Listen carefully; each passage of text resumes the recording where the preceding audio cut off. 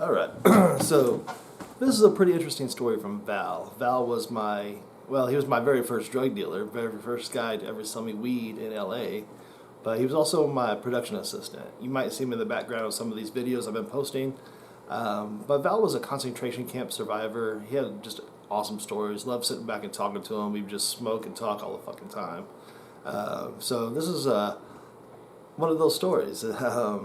I barely caught it, but he was just talking, and yeah, here it is. Pretty interesting story from Val. Check it out.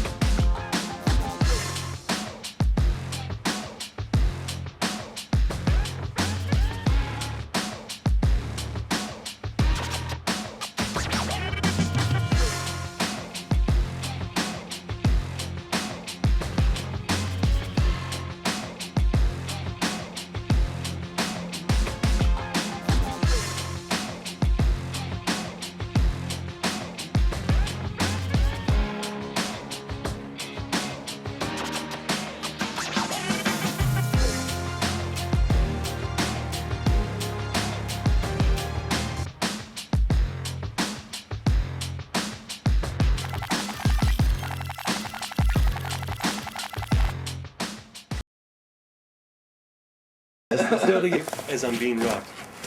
Nice. And I'm on my way over there, at a bus stop. I don't have a car. So I'm filming, fuck, I don't have a car. I don't have friends. I don't have a girlfriend. I don't have money.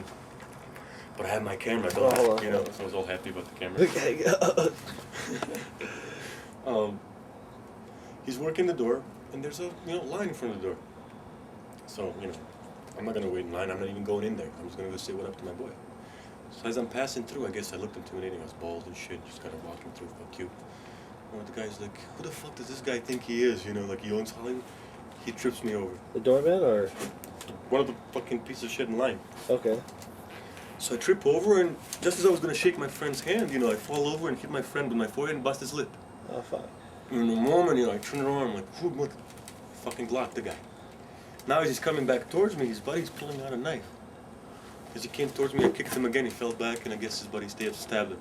He's gone. I grabbed his buddy, and there was a newspaper stand in front. So I grabbed his head, and I was slamming it against the newspaper stand. I guess I fucked him up so bad that one of the girls in line passed out from all the blood and shit. So 5 minutes later, not only 6 cop cars are showing up, 3 ambulances. One for her, one for him, and one for the other guy. And cops are, putting me to the ground. It's the bald guy, because the guy's bleeding. And I'm like, what the fuck? What's going on? So they put handcuffs on me. But I guess they were rookies, because and double joiner from the war. So I'm like, motherfucker, no handcuffs can hold me, because they won't talk to me. They're not treating me like a human. So I'm like, fuck you. So I busted out. I'm like, here. He goes, what? And my captain or sergeant or whoever the fuck he was throws me on the ground with 6 other guys handcuffing me, throw me in the backseat of the car. Nightmare. People are watching this, Yeah.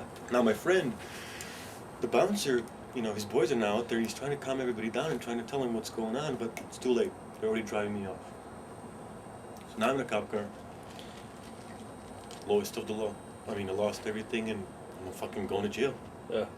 Not only am I going to jail, these fuckers think I tried to kill somebody because he was stabbed. Yeah, so yeah. I'm looking at attempted murder.